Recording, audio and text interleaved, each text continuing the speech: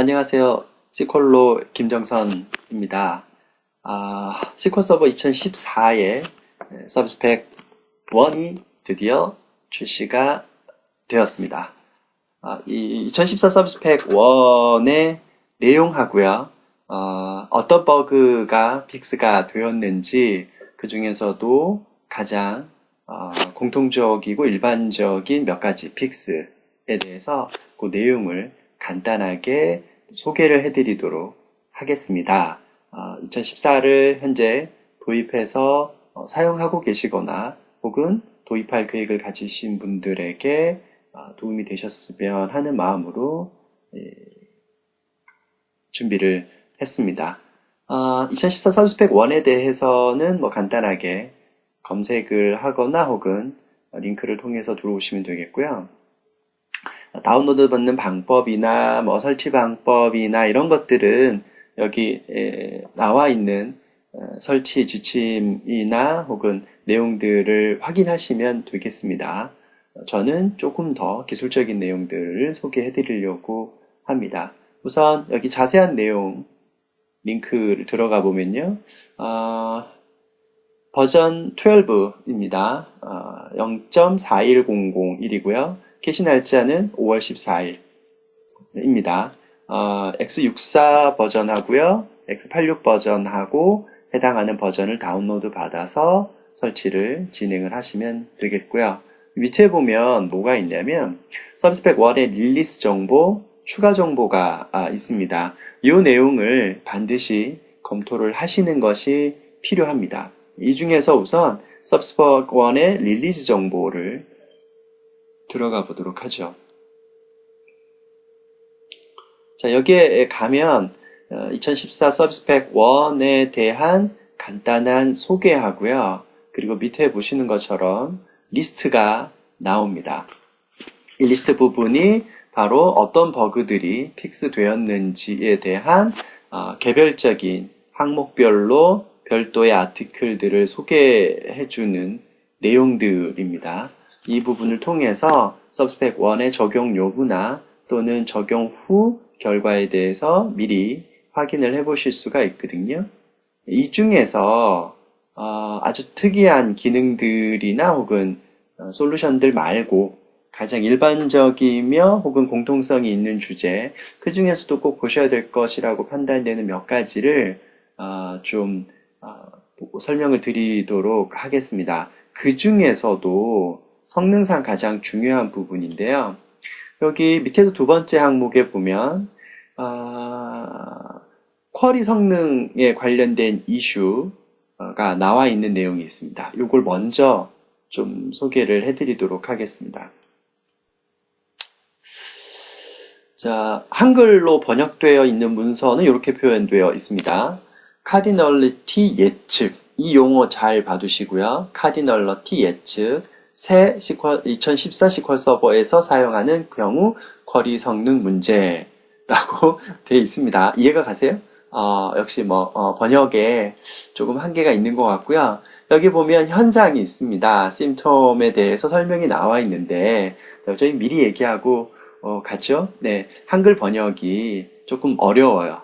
그죠? 그래서 저희는 그냥 영문 자료 가지고 보도록 하겠습니다. 여기 기술 자료 번역이 있어서요. 잉글리시로 번역된 아티클로 넘어가도록 하겠습니다. 좀 어렵긴 하지만 그래도 영어로 그냥 보도록 하시죠. 여기 뭐라고 언급이 되어 있냐면요. SQL 서버 2014에 새로운 카디널리티 에스티메이터라고 언급이 되어 있죠. 보통 약자로 CE라고 표기를 하는데요. 간단하게 설명드리면 얘가 행수를 예측하는 모듈입니다. 어떤 행수냐면 쿼리에서 내부 연산을 하는 과정에서 필요한 행수 예측기입니다. 예를 들어서 테이블에서 몇 건의 데이터를 셀렉트를 하는지, 조인은 몇 건을 하는지, 그룹 바이는 몇 건을 하는지, 탑은 몇 건을 하는지 각각의 쿼리 실행 연산자에 대한 행수를 예측을 해서 쿼리 실행 계획을 판단하고 튜닝하는 데 사용되는 쿼리 성능상 가장 중요한 모듈이 바로 카디널러티 에스티메이터, 카디널러티 예측이라고 앞에서 번역이 돼 있었죠. 보통 쉽게 행수 예측기라고 부르는데요. 이 2014 버전에서 이 CE 엔진에 큰 변화가 있었습니다. 행수 예측하는 알고리즘상에 이전 버전과의 변경이 조금 있어요. 이 2014의 새로운 CE로 인해서 이전 대비 성능상 이득을 얻을 수 있는 쿼리들이 있는 반면에 또 그 부작용이 당연히 있겠죠. 사이드 이펙트가 있는데요. 그 사이드 이펙트로 발생하는 쿼리 성능 이슈가 또 매우 크게 부각이 될 수가 있습니다. 사용하시는 시스템 혹은 이제 업그레이드하는 결과 환경에 따라서 다 달라질 수 있기 때문에 결론을 말씀드리긴 어렵습니다만, 만일에 그런 부작용, 사이드 이펙트에 해당되는 케이스가 있다면 2014로 업그레이드를 하고 나서 갑자기 느려지는 쿼리들이 발생할 수가 있거든요. 이 부분에 대해서 적절한 조치를 취하시는 것이 필요합니다. 우선 사전 지식을 잠깐 설명을 드렸고요. 두 가지 이슈를 언급을 하고 있어요. 우선 첫 번째를 보면 쿼리를 컴파일 하는데 매우 시간이 오래 걸릴 수 있다라고 언급을 하고 있습니다. 특히 매우 많은 조인을 가지고 있는 경우에 해당 쿼리의 컴파일 시간이 매우 느려질 수 있다라고 소개를 하고 있고요. 바로 이 서브스펙 1에서 해결되었다라고 소개하는 부분이 이제 이 부분입니다. 아주 잘된 케이스이겠고요. 두 번째를 보면 조인 조건자에서 이퀄이나 혹은 이퀄의 조합이 아닌 다른 조건을 사용하는 경우, 뭐 예를 들어서 크거나 같거나 like 같은 between 같은 조건들을, 이런 것들을 이제 쓰게 되면 마찬가지로 쿼리 성능이 크게 저하될 수 있다라고 언급을 하고 있죠. 그 이유로 얘기하는 것이 결국 이제 행수 예측을 잘못하다 보니까 대량의 메모리에 대해서 요청을 하게 되고, 잘못된 요청으로 인해서 최종적으로 서버 성능에 영향을 미칠 수 있다라는 부분입니다. 크게 두 가지를 지금 소개하고 있어요. 그래서 밑에 보면 서브스펙 1에서 이 문제를 해결했다라고 소개를 하고 있습니다. 자, 그런데 추가 포인트가 하나 있어요. 노트가 있거든요. 여기 보면 뭐라고 언급이 되어 있냐면, 아티클에서 앞에서 언급한 이 두 번째 이슈에 대해서는 추적 플래그 4199번을 적용해야 됩니다라고 주의사항을 언급하고 있어요. 혹시 그 제 세미나 참석해 보신 분들은 많이 들으셨을 텐데, 제가 김정산의 컨설팅 이야기나 뭐 기타 교육이나 과정을 통해서 이 4199번 추적 플래그에 대해서 계속 강조를 드렸었습니다. 이것이 매우 이제 중요하게 고려하셔야 될 추적 플래그라는 걸 언급을 드렸는데, 사실상 국내에서는 이 4199 추적 플래그를 거의들 안 쓰고 계세요. 고려를 하지 못하고 있죠. 그렇지만 뭐 사견으로요, 제 개인적인 의견으로는 4199를 적용하는 부분에 대해서 충분히 긍정적으로 검토하시는 것이 필요하다라는 점 제안을, 공고를 좀 드립니다. 그 중요한 이유 중에 하나가 바로 이제 이런 부분들 때문이죠. 서브스펙이나 핫픽스를 적용을 했을 때 4199 추적 플래그가 이네이블 되어 있어야만 적용될 수 있는 그런 픽스들이 매우 많다라는 점이고, 이 내용은 마이크로소프트 SQL 서버 팀에서 오래전부터 언급하고 있는 내용입니다. 다음에 제가 또 컨설팅 이야기 세미나를 진행을 하게 되면 이 부분을 또 강조해서 설명드릴 계획입니다. 자, 그 외에 나머지 내용들이 또 있는데요. 그러면 서브스펙을 설치하기 전이나 혹은 여기 언급되지 않은 다른 이슈들은 어떻게 할 수 있나요? 죄송합니다. 워크어라운드에 대해서 좀 소개를 해주고 있죠. 여기 보면 뭐라고 언급이 되어 있냐면요. 첫 번째 방법으로요, 데이터베이스 호환 수준 조정하실 수 있죠. 얼터 데이터베이스 해서요, 호환 수준을 120번, 즉 2014 이전 버전으로 설정을 해서, 즉 앞에서 설명드린 카디널리티 에스티메이터가 과거의 동작을 하도록 설정하는 방법도 하나가 있고요. 두 번째로 9481번 9481 추적 플래그를 설정을 해서 예를 들어 뭐 글로벌 설정이나 세션 단위 설정이나 혹은 쿼리 레벨에서 쿼리 힌트에다가 쿼리 트레이스 온 힌트를 이용을 해서 9481 추적 플래그를 써서 이전 버전의 동작을 하도록 사용하는 이 두 가지 방법을 일반적으로 워크라운드 해결 방안으로 제시를 해줍니다. 이것도 역시 참고하시면 되겠고요. 보다 전문적인 내용, 이 카디널리티 에스티메이션에 대한 부분이나 추적 플래그 9481 등등에 대해서는 여러분들이 별도로 자료를 한번 확인을 해보시면 되겠습니다. 가장 중요하다고 제가 개인적으로 판단되는 픽스 먼저 소개를 좀 해드렸습니다. 자, 그 다음에 다른 거 또 한두 개 정도 좀 더 보죠. 요거는 제가 링크를 바로 클릭을 해서 넘어왔었습니다. 그 다음 거를 좀 보죠. 예, 릴리즈된 내용들 중에서 몇 가지가 더 보였어요. 대부분은 이 버퍼풀 익스텐션과 같은 유퓨처에 관련된 픽스들이 조금 많았었고요. 그 다음에 여기 또 보면 클러스터 컬럼 스토어를 쓰는 경우에 또 오류에 대한 부분들, 그 다음에 SOS 캐시 스토어 쪽에 스핀락이 대량으로 발생하면서 또 CPU 이슈가 발생하는 부분들 또 소개가 되어 있고요. 그 다음에 이거 많이들 안 쓰시죠. 시퀀스 값이요. 이 시퀀스 쪽에서 next value 4라고 하는 함수를 이용을 하면 특정 정렬 조건으로 행 번호가 할당이 되도록 처리를 할 수 있고요. SP 시퀀스 get range라고 하는 프로시저를 이용을 하면 이제 특정 범위로 시퀀스 값을 만들어낼 수가 있거든요. 그런데 이때 이게 병렬로 처리가 되면 중복값이 발생하는 이슈가 있다라고 하는 소개도 언급하고 있고요. 또 버퍼풀 익스텐션을 썼을 때 non-yielding scheduler 이슈가 발생할 수 있다라는 부분, 얘면 거의 덤프가 떨어진다라고 봐야 되겠죠. 그 다음에 2014에 DML 구문을 실행을 했을 때 non-yield 에러가 발생할 수 있다라고 언급이 되어 있습니다. 이거는 뭐지? 뭘까요? DML을 썼는데 non-yield 에러가 발생을 한다? 무슨 DML이길래? 내용을 들어가 보면 결국 다른 주제예요. 예, 제목이 이렇게 되어 있다 보니까 오해 소지가 있는데요. 들어가 보면 무슨 얘기하냐면 클러스터 컬럼 스토어 인덱스 썼을 때 얘기입니다. 역시 이제 DW 쪽이나 혹은 DW성 테이블에 대해서 컬럼 스토어 인덱스를 사용하실 수가 있는데요. 그걸 썼을 때 이슈가 있다고 하네요. 이 부분은 이제 컬럼 스토어 인덱스 사용을 하시는 분들이라면 살펴보시면 되겠고요.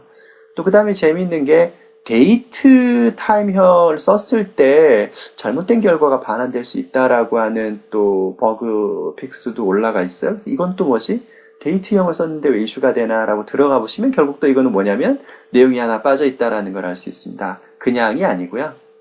마찬가지로 클러스터, 컬럼 스토어 인덱스에서 데이트 타임형을 쓰고 그 컬럼이 검색 조건에 나왔을 때 잘못된 결과를 반환할 수 있다라는 버그 픽스입니다. 역시 클러스터 컬럼 스토어 인덱스를 쓰는 시스템이라면 이 부분 중요하게 살펴보시면 되겠고요.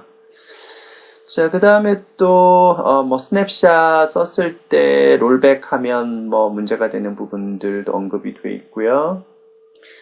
그 다음에 역시 또 중요한 부분이 하나 보입니다. TempDB에 로그 풀이 발생을 하면 SQL 서버가 장애가 생길 수 있다라고 언급이 되어 있습니다. 사실은 TempDB 로그 파일 풀이 나면, 이미 그 상태에서 문제가 커질 수밖에 없죠. 그래서 TempDB 용량이나 특히 TempDB 로그 파일의 용량은 중요하게 관리를 해주셔야 되는 부분인데, 여기 보면 2012나 2014에서 TempDB 데이터베이스 로그 파일이 풀이 나는 경우에 다음과 같은 오류 9002번, 3314번, 3449번과 같은 오류들이 나타나면서 SQL 서버 작동이 중지될 수 있다라고 언급이 되어 있습니다. TempDB 용량 관리 중요하게 하셔야 되고요. TempDB 용량이 부족해지거나 풀이 나는 경우에 적절하게 알림을 받아서 모니터링을 할 수 있도록 시스템을 가져가시는 것이 필요하겠습니다. 또 한두 가지 정도 조금 더 볼까요? 템프DB 말고 또 눈에 보였던 것이 있습니다. 리포팅 서비스에 대한 내용도 있고요. 네, SS 어널리시스 서비스에 대한 내용. 여기도 있네요. 리드 커미티드 스냅샷 아이솔레이션을 사용하는 DB일 경우에 또 성능 저하가 있을 수 있다라는 것도 언급이 되어 있습니다. 사실 국내에서 이 리드 커미티드 스냅샷 혹은 스냅샷 격리 수준을 잘 사용들을 안 하세요. 그죠? 네, 많이들 사용을 안 하시고 있는데 분명히 추천되는, 권고되는 방법이기는 합니다. 해외에서는 또 많이 사용을 하고 있기 때문에요.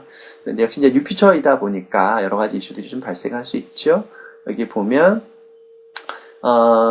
리드 커미티드 스냅샷 격리 수준에서 쿼리가 병렬로 실행이 되는 경우에 성능 저하가 발생할 수 있다라고 소개가 되어 있고요. 래치 대기나 혹은 일반 대기에 대한 소개가 나와 있습니다. 이 자료를 참조해서 보시면 되겠습니다. 혹시 이 케이스를 가지고 있다라고 하시면 한번 살펴보도록 하시죠. 자, 그 다음에 롤백을 하면 서스펙트가 될 수 있다? 이것도 무슨 얘기인지. 롤백을 하는데 왜 서스펙트가 되지? 들어가 보면 결국 내용이 뭐냐면 빠져있는 내용입니다. 핵심 키워드는 이제 결국 다른 부분인데요. 일반 DB가 아니고요. 보여주세요. 너무 많이 열었나? 시스템이 조금 느려졌습니다. 다른 창을 조금 닫도록 하죠. 롤백으로 인해서 데이터베이스가 깨진다? 서스펙트. 결국 무슨 얘기냐면요. 커밋된 스냅샷, 즉 리드 커미티드 스냅샷이나 스냅샷 격리 수준을 사용하는 데이터베이스에서 여러 열 멀티컬럼 인덱스를 가지고 있는 경우에 그 테이블에 컬럼을 추가한다거나 란너를 변경하는 경우에서 이제 롤백하면 문제가 될 수 있다라는 소개이니까요. 역시나 관련된 분들이라면 한번 체크를 해보시면 되겠습니다. 자, 아마 거의 다 살펴본 것 같아요. 액세스 바이올레이션이나 오토클로즈 옵션 같은 것들은 거의 사용하지 않는 부분들이니까 생략을 하겠습니다. 그 외 나머지 버그 리포트, 버그 픽스들은 이제 여러분이 사용하시는 기능에 대해서 한 번씩 체크를 살펴보시면 되겠고요. 그 외에도 추가적인 버그 이슈들에 대한 내용들이 들어가 있습니다. 한 번씩 살펴보시면 되겠고요. 가장 중요한 거요. 2012도 마찬가지고 이제 2014 서비스팩 1이 나왔으니까요. 서비스팩 1은 설치를 하셔야 되겠죠. 기본적으로 서비스팩 1은 반드시 설치가 필요합니다. 다만 운영 장비에 바로 적용하시는 것은 기본적으로 권장하지 않습니다. 물론 환경에 따라 다르겠지만요.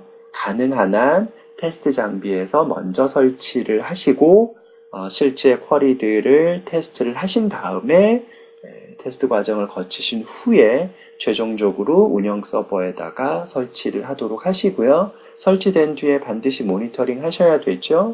가능한 한 발생되는 이슈들은 즉시 해결을 해주실 수 있도록 하는 것이 좋고, 무엇보다도 가장 중요한 거요. 서비스 100원 설치를 하고 나서 혹시나 시스템에 서비스에 문제가 생겼을 땐 바로 롤백을 할 수 있도록 사전에 시나리오와 시스템을 준비를 하시고 진행을 하시는 것이 필요합니다. 자, 거기까지 말씀을 드리고요. SQL 서버 2014 서비스팩 1에 대해서 소개를 마치도록 하겠습니다. 저는 주식회사 시퀄로에서 컨설턴트로 근무하고 있는 김정선이었습니다. 여러분께 도움 많이 되셨으면 합니다. 그러면 다음에 또 다른 자료로 찾아뵙도록 하겠습니다. 감사합니다. 좋은 하루 되십시오.